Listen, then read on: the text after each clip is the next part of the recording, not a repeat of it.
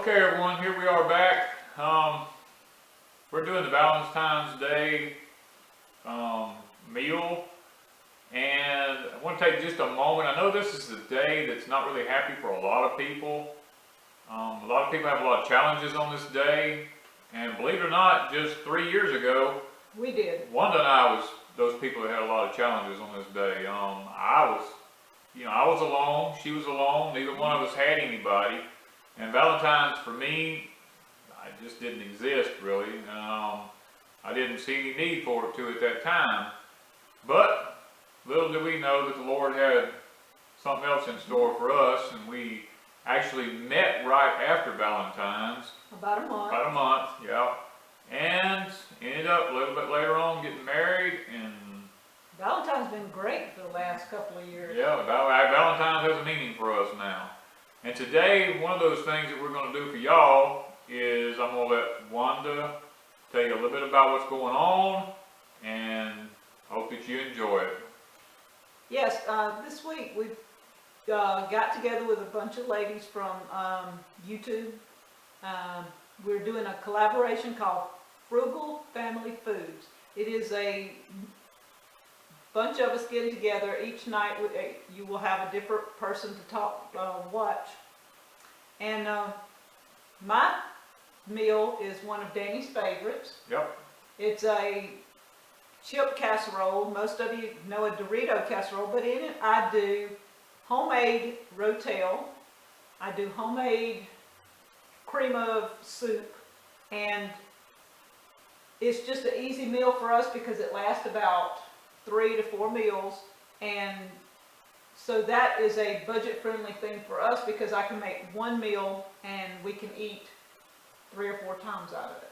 And most of it comes from our place here, a lot of the things Yes. that it does. And that's one of the things about being on a homestead, and I've noticed in some of the other videos how people talk about they're using things that out of food storage, and you know that's what it's all about. It's just about being able to not have to run to the store every time you want to cook a meal. Stock up, use things you've raised yourself. I mean, that's the way it is with us. Yes, and the dessert is berries that were raised here on our place. I just use a combination. When we have berries and I freeze a lot of them, we can take them out anytime during the year and make some type of pretty dessert. So she's good at it. We hope you enjoy it. Danny and I try to do as much gluten-free or at least chemical-free cooking as possible. So today I already have my meat ground. I use beef today, but you can use ground pork, ground deer, ground rabbit, whatever you have. The ground meat is whatever you want to use. I've done browned and drained the ground beef. I'm adding a gluten-free taco mix added to it. So my recipe calls for 1 pound of ground beef, the taco seasoning mix, and 1/3 cup of water. Okay, we mix those. We're going to let them sit and just chill for a little bit while we make the next part of the mixture. Okay, the next thing, it calls for a can, I have my recipe over here, of cream of mushroom soup.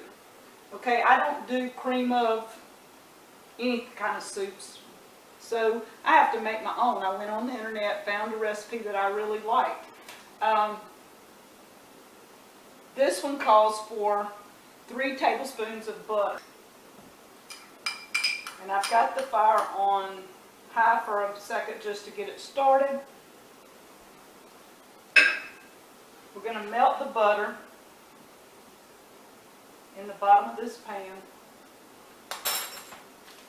And it calls for 3 tablespoons of flour. Again, doing gluten-free, I'm using rice flour. As the butter melts, I'm going to add these 3 tablespoons of the flour to it.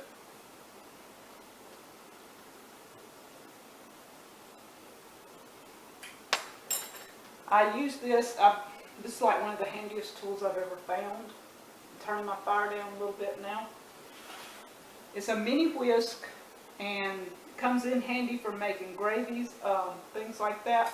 As the butter melts, as you can see, it's melting.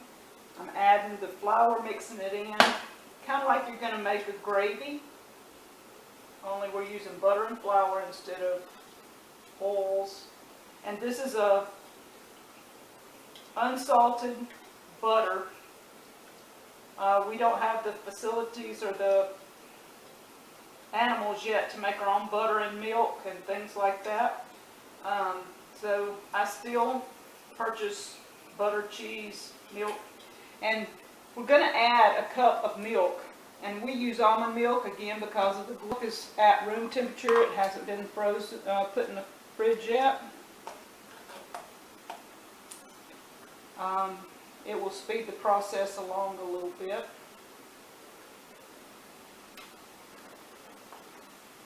Okay, you can see this is it's mixed. The butter and flour now has done what it's supposed to. You don't want to brown it, you just want it like this. And you add your milk and stir with your whisk.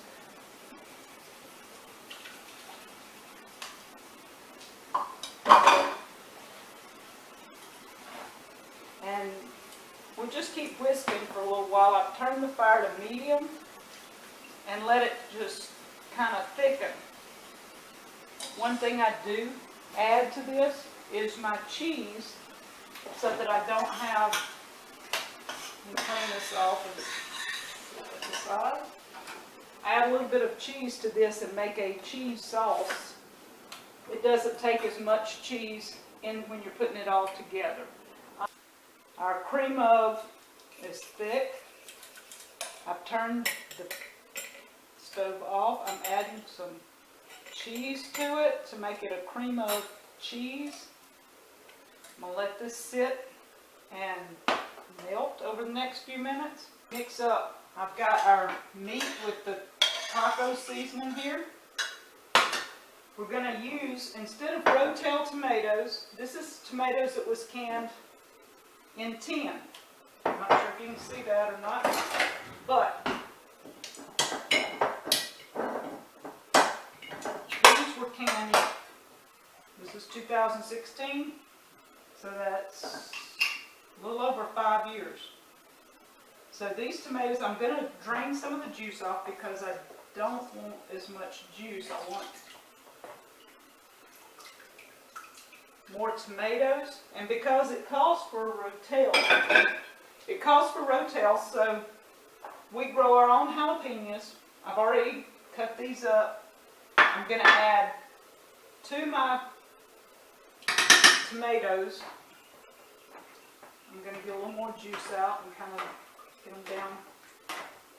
I'm going to add the jalapenos to the tomatoes and then add it to my meat mixture. We're going to I've got a pan here prepared. Let's do it in layers because okay, it says brown your meat, add your taco seasoning, and then layer the bottom of the casserole dish with crushed. So that's the first thing we're going to do. Okay, the first thing we're going to do is add our crushed taco, not necessarily Doritos, but chips. I'm using this one. It says it's got no preservatives, no artificial flavors, no MSG. It's gluten-free. We just like these chips. Okay.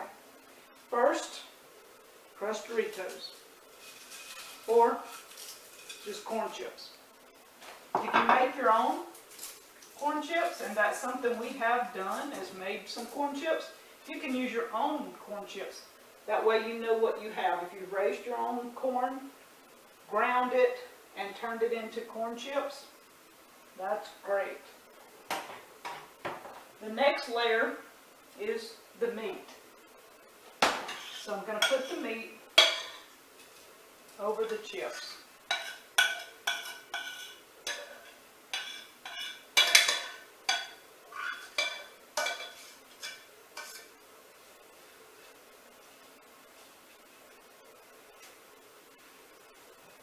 Okay.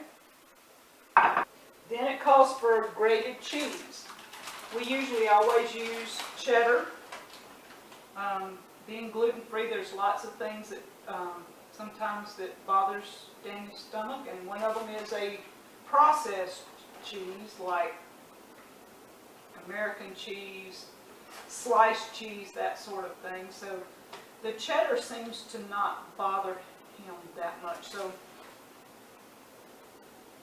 we do the cheddar. That's the next step. Adding our layer of chips over our cheese. Like this. Next we're adding the jalapenos into the tomatoes that have been drained.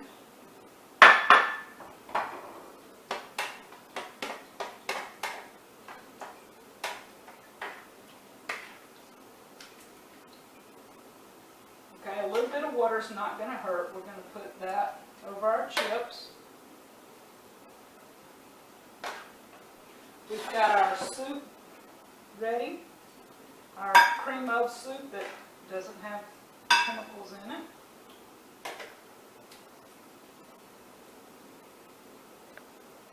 The only thing that could be a little iffy would be some of the cheeses, because they're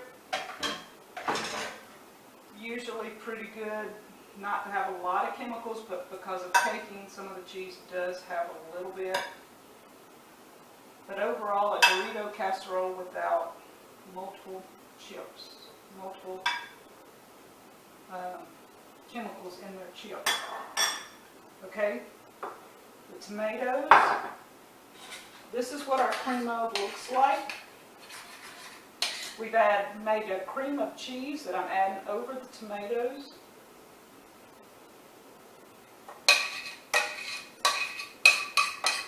This is one of Danny's favorite recipes, and don't be fooled by the last video where he made bread. He'd never made bread before, but he did an excellent job. It tasted good. Okay, on top of this we're going to add a few more chips. I'm going to crush them. Is around the edges, placing your chips down inside so that you kind of have a, I guess, a decorative look to it. I'm not really a whole lot of a chef when it comes to making things presentable and decorative, but okay, now we're ready for the oven.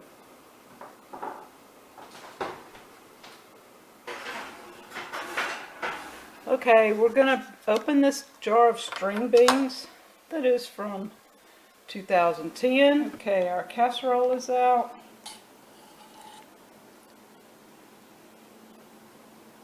And Mr. Daniel's ready to eat.